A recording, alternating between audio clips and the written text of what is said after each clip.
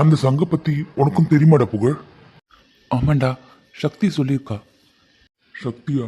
அது யாருடா? பூதகணேஸ்வரர் பட்டர் இருக்கார்ல, அவரோட பொண்ணு தான் சக்தி. அவ சொல்லி தான் நான் கேள்விப்பட்டிருக்கேன். அந்த சங்கம் எடுக்கிறதுக்கு நிறைய பேர் முயற்சி பண்ணியிருக்காங்களாம். ஆனால் எல்லாருக்கும் அந்த சங்கம் எடுக்க போன வரைக்கும் தான் அவங்க சுயநோயோட இருப்பாங்கன்னு. அதுக்கப்புறம் அவங்களுக்கு என்ன நடந்துன்னே தெரியாமல் பித்து பிடிச்சி தான் வெளியில் வருவாங்க. அதுக்கப்புறம் ஒரு மரக்கட்டை மாதிரி தான் வாழ்வாங்கன்னு சக்தி சொல்லியிருக்கா. ஆமாண்டா, நானும் அதே தான் கேள்விப்பட்டேன். இப்படிப்பட்ட ஆபத்து நிறைஞ்ச அந்த சங்க போய் எத்தனை சொல்லியிருக்கானுங்களே பாவிங்க. ஆனால் அந்த சங்கம் எதுக்கு எடுக்க முயற்சி பண்ணுறாங்கன்ற விஷயம் எனக்கு தெரியலடா. அந்த சங்குலேருந்து வர ஓசையால பல பேரை வசியப்படுத்தலானோ, அதை வச்சு இந்த பிளாக் மேஜிக்னு சொல்லுவாங்கல்ல, பில்லி சூனியம், அதுக்கு பயன்படுத்துவாங்கன்னு கேள்விப்பட்டிருக்கேன்டா. அதுவும் இல்லாமல் அந்த சங்கோட மதிப்பு வெளிநாட்டிலலாம் பல கோடிக்கு போத்தாவும் கேள்விப்பட்டிருக்கேன். ஓ, அதனால தானா? புகழ், இதை பற்றி வெளியில யாருக்கும் சொல்லிடாதடா, அப்புறம் என் குழந்தையோட உயிருக்கே ஆபத்தாயிடும். சச்சா, நான் எதுவும் சொல்லடா. இதுக்கு வேற என்ன வழின்னு நான் யோசிக்கிறேன். வேற என்னென்ன வழி இருக்க போகுது? அவனுக்கு தான் சங்கம் எடுத்து கொடுத்தாதான் குழந்தைய விடுவேன்னு சொல்கிறானுங்களே, அதுக்கப்புறம் வேற என்ன பண்ண முடியும்? அதுக்காக இவன் உயிரை பண்ணி வைக்க முடியுமா? நீங்கள் கொஞ்சம் வெயிட் பண்ணுங்க, நான் வேற ஏதாவது நல்ல வழியை யோசிச்சுட்டு வரேன்.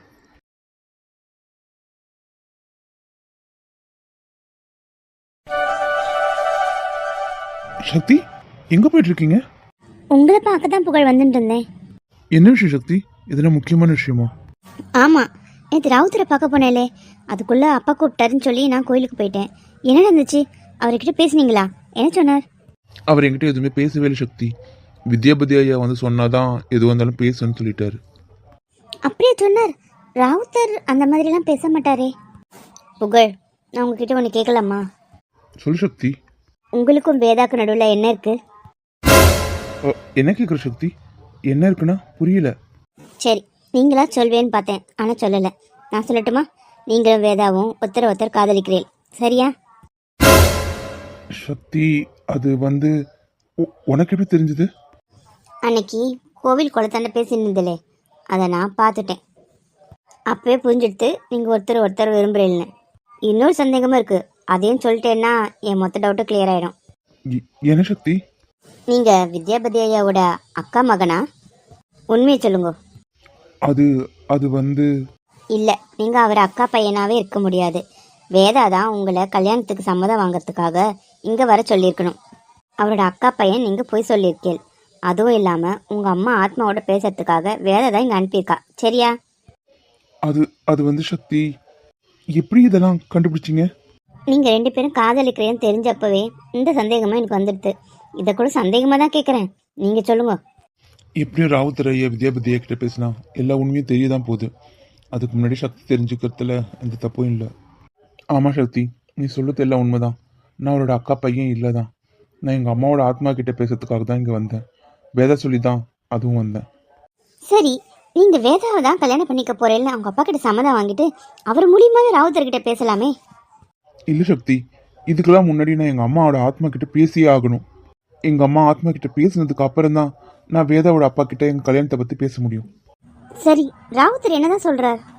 அவர் இப்போ நான் ஆத்மா கிட்ட பேசுறதில்ல, அதனால பேச மாட்டேன். அதுவும் இல்லாமல் என் மேலே சந்தேகப்படுறாரு. வித்யாபதி ஐயாவை கூட்டிகிட்டு வந்தால் தான் பேசுவேன்னு சொல்லிட்டாரு. சரி, நான் வேணா உங்களுக்காக ராவுத்தர்கிட்ட பேசி பார்க்கட்டுமா? வேண்டாம் சக்தி, நானே பார்த்துக்கிறேன். நான் இப்போ அவசரமாக ஒரு இடத்துக்கு போக வேண்டியிருக்கு. நான் அப்புறமா உங்ககிட்ட பேசுகிறேன். சரி புகழ்.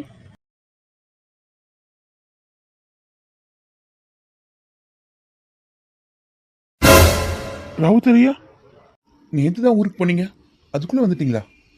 ஆமாப்பா, நான் வந்ததே உனக்காக தான். எனக்காகவா? ஆமா தம்பி, நீ ஒரு பெரிய ஆபத்துல இருக்க. உன்னை காப்பாத்தணும் தான் என் வேலைகள்லாம் விட்டுட்டு நான் உடனே வந்தேன். என்ன, நான் ஆபத்தில் இருக்கேனா? இவர் என்ன சொல்கிறாரு? ஒருவேளை சிவா குழந்தை கடத்தினது அப்போ கூட சிவா தானே ஆபத்தில் இருக்கான். இவர் என்ன சொல்கிறாரு? இங்க நின்று பேச நேரம் இல்லை, நீ உடனே என் வீட்டுக்கு வா. இல்லையா, நான் ஒரு அவசர வேலையாக போயிட்டுருக்கேன். அதை விட அவசரம் உன் உயிரை காப்பாத்துது. உடனே என் கூட வா. என்ன இவர் இப்படி சொல்கிறாரு? ஏன் ராவுத்தர் ஐயா திடீர்னு இப்படி பேசுகிறாரு? ஐயா, வா திருப்புகழ். என் முழு பேர் உங்களுக்கு எப்படி தெரியும்? உன் பெயர் மட்டும் இல்ல, நீ யாரு, யாரோட புள்ள, எல்லாமே எனக்கு தெரியும்பா. இப்பதான் தெரிஞ்சுக்கிட்டேன். என்ன சொல்றீங்க ஐயா? நான் உங்ககிட்ட என்னை பற்றி எந்த விவரமும் சொல்லலையே. என் பேர் புகழ் மட்டும்தான் சொல்லியிருந்தேன். என் அம்மாவோட ஆத்மா கிட்ட பேசணும்னு சொல்லியிருந்தேன். ஆனால் நீங்கள் இப்போ என்னென்னமோ சொல்கிறீங்க, என் உயிருக்கு ஆபத்து அது இதுன்னு. உன் அம்மா யாருன்னு இப்பதான் தெரிஞ்சுக்கிட்டேன். நீ சத்தியமூர்த்தி பூங்கோதை இவங்களோட மகன் தானே? என்னது?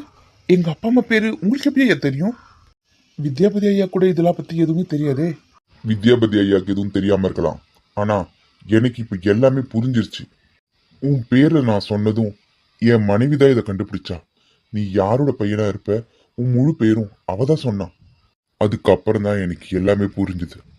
உன்னை ஒரு ஆத்மா தொடர்ந்துட்டு இருக்குன்னு சொன்னேன்ல, அது வேற யாரும் இல்லை, அதுதான் உன் அம்மாவோட ஆத்மா. என்ன? ஏன் என் அம்மாவோட ஆத்மாவா?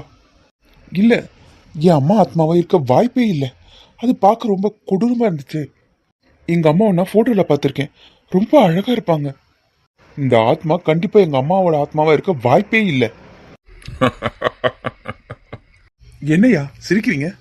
சிரிக்காம எது வேணும்னு உங்க அம்மா அலைஞ்சாலோ கடைசியில அது மொத்தம் அவகிட்ட இருந்து போய் தான் அவ செத்தா. அதான் இன்னைக்கு இப்படி இருக்கா. என்ன சொல்றீங்க? எங்க அம்மாவை அவ இவன் மரியாதை இல்லாம பேசுறீங்க? அவளுக்கு என்ன மரியாதை?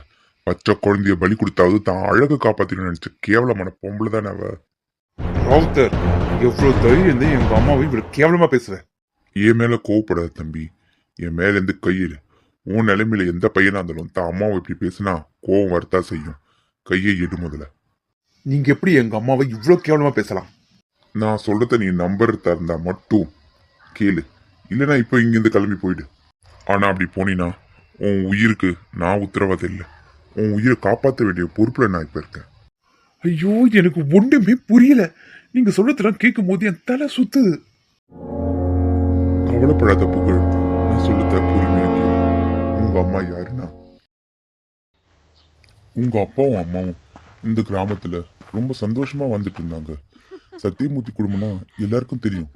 வித்யாபதி ஐயா கூட தெரியும்.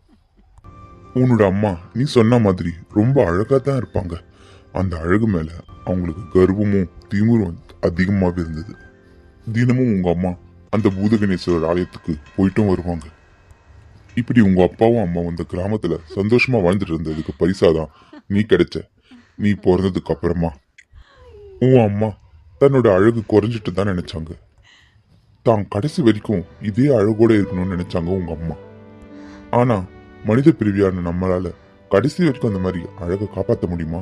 முதுமை வரும், நர வரும், எல்லாத்தையும் தாண்டித்தானே போகணும். ஆனா அதில் ஏத்துக்க உன் அம்மா தயாரா இல்லை. அப்படி இருக்கும்போது ஒரு நாள் உங்க அம்மா காட்டு பகுதியில சில பேர் சூனிய மந்திரம் செஞ்சுட்டு இருக்கிறத பார்த்தாங்க. உன் அம்மா அழகா இருக்கிறதுக்காக அவங்களோட உதவிய கேட்டாங்க.